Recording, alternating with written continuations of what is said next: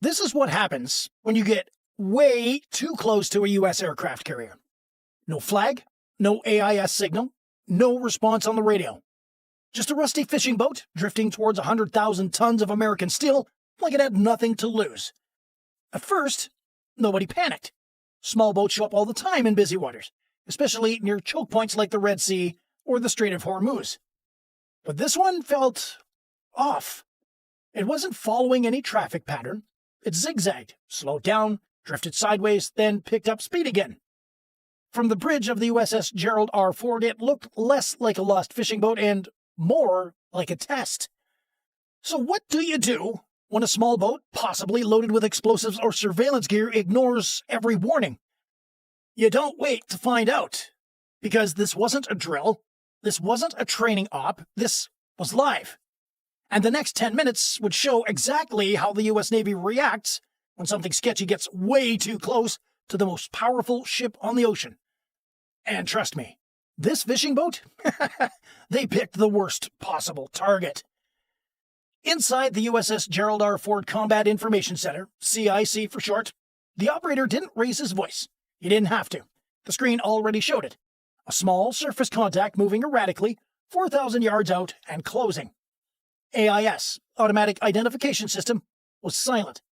No ship name, no origin, nothing. That's not unusual. In international waters, plenty of fishing boats don't broadcast. But this one? It wasn't acting like a fishing boat. It wasn't trawling, it wasn't drifting. But it was heading straight for the Ford's port side. Slow, but deliberate. Bridge, CIC, contact drifting left, speed under 5 knots, maneuvering erratically. The officer on the deck leaned toward the chart table. The course didn't make any sense. No response on VHF channel 16 either. The standard radio frequency for ship-to-ship calls. Flight deck, this is the bridge. Prep Seahawk for launch. Set security alert condition 3. That phrase, security alert condition 3, meant the ship was shifting into force protection mode. Not full combat alert, but definitely not peacetime posture. Below decks, sailors snapped to their stations. Weapons crews checked mounts. Visual watchstanders trained binoculars on the water. The command was clear. Watch it. Don't trust it. The call went out again. Calm, but sharp. Seahawk launching. RHIB teams on standby. Because in less than 2 minutes, they'd get a closer look. On the flight deck, nobody waited for confirmation. Yellow shirts moved like they'd rehearsed it 100 times, because they had. The Seahawks' rotors were already spinning, blades blurring the morning haze into a cyclone. Crew chiefs locked in the door gunner. The pilot gave a single nod, clearance waved, and the helicopter lifted. Below, in the hangar bay, RHIB teams were already loading up. These weren't rubber dinghies. These were 11-meter high-speed intercept craft. Armed, fast, and crewed by sailors trained to board anything, anywhere, at a moment's notice. USS Ford wasn't going into full battle mode. Not yet. But every layer of defense was peeling open, slowly, deliberately, like a fist forming. On the bridge, the captain reviewed the incoming track again. Speed, slow. Course, still creeping toward their port side. Intent, unknown. That was the problem. Because in places like the Red Sea or the Gulf of Oman, this is how it starts. First, it's a boat. Then, it's an explosion. And if it isn't a bomb, it might be a scout, or a camera, or just a dumb mistake. But until you know, you prepare for all of them. The Seahawk banked hard over the ocean, dropping to a low hover just 200 feet off the water. From the door gunner's view, the fishing boat looked even sketchier. 5 men on board, no uniforms, one standing near the bow, still holding that long object. Still no response to hails. The Seahawk's pilot called it in. Negative contact, no acknowledgement, boat remains on course. Back on deck, the RHIB teams waited for the green light. One word from the captain, and they'd launch.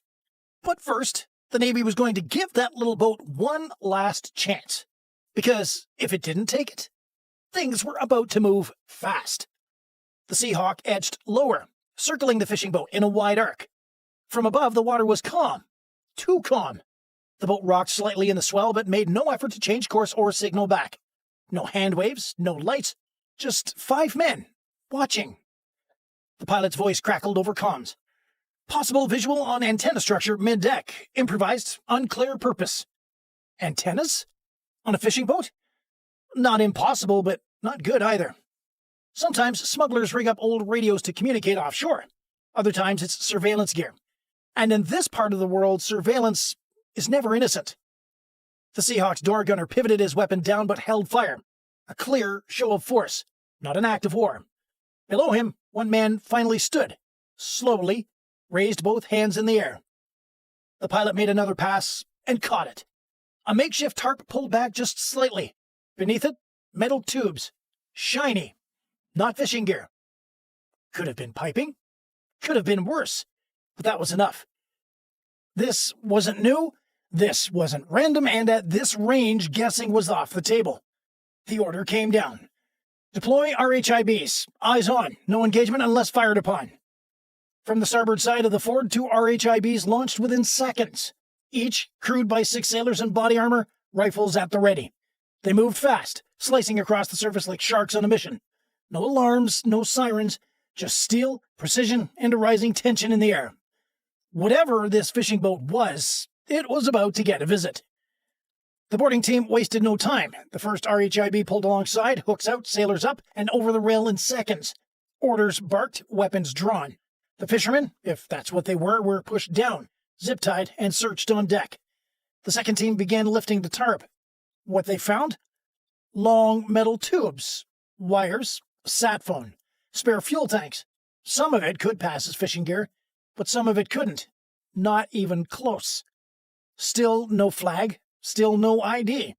Whatever this vessel was doing out here, it wasn't looking for tuna.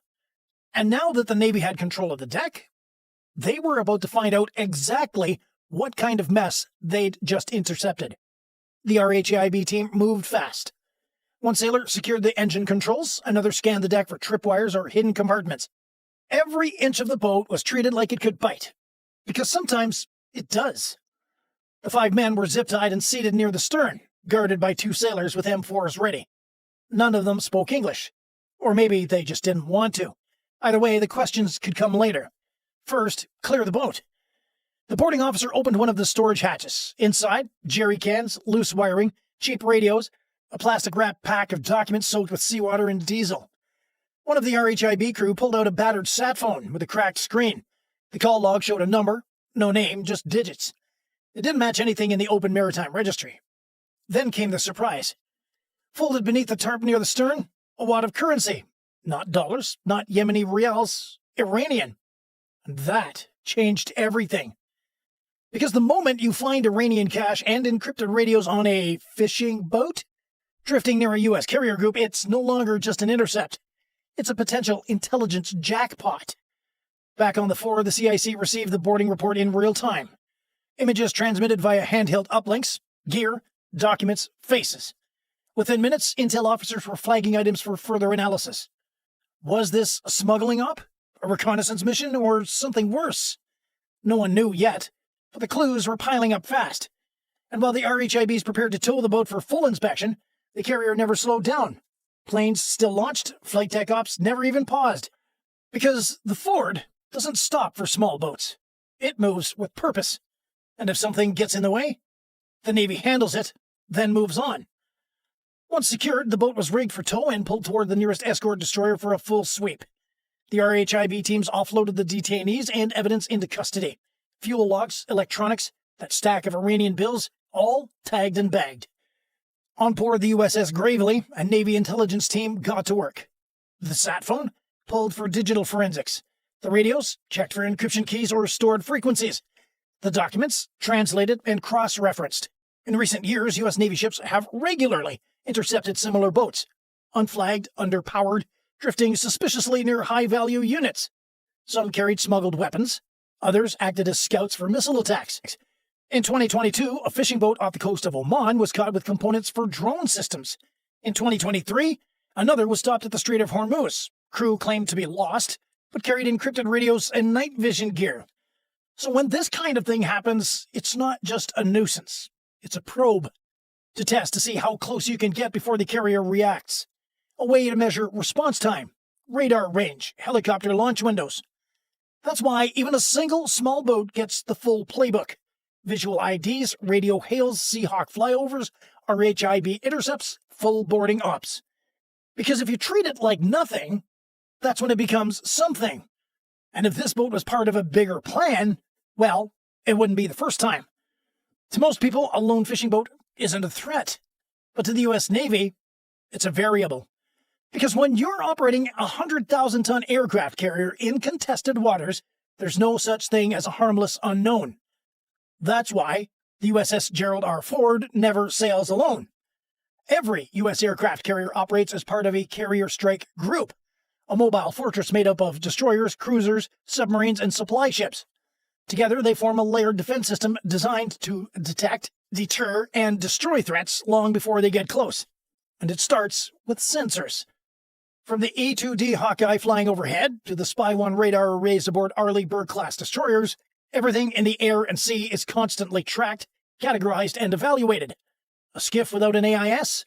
That pings. A course that doesn't match maritime patterns? That's logged. A radio going active in the wrong frequency band? Flagged. But it doesn't stop at detection. There's escalation. First comes the Security Alert Condition 3, an internal state of readiness. Sailors shift to defensive posts. Communications go secure. The flight deck ramps up launch capabilities, and helicopters, like the MH-60R Seahawk, are launched with surface radar, thermal imaging, and a gunner trained to make decisions in seconds. And if the threat gets closer, the response shifts. RHIBs, or rigid hull inflatable boats, are deployed. Fast, nimble, and loaded with VBSS teams, visit board search and seizure units, trained for high-risk intercepts. These aren't just inspections, they're tactical takedowns on open water. But even that's just the surface. Every escort in the strike group carries interceptors, SM-2 missiles for high-altitude threats, ESSM, Evolved Sea Sparrow missiles, for close-range attacks, and CIWS, or CIWS, the Phalanx Close-In Weapon System. That last one? A radar-guided Gatling gun that fires 75 rounds a second. It doesn't ask questions. And here's the part that most people don't realize. This happens regularly. In the Gulf of Oman, the Red Sea, and the South China Sea, small, unflagged vessels approach Navy ships every month. Some are just reckless fishermen. Others are scouts, smugglers, or worse, floating IEDs looking for a soft target. That's why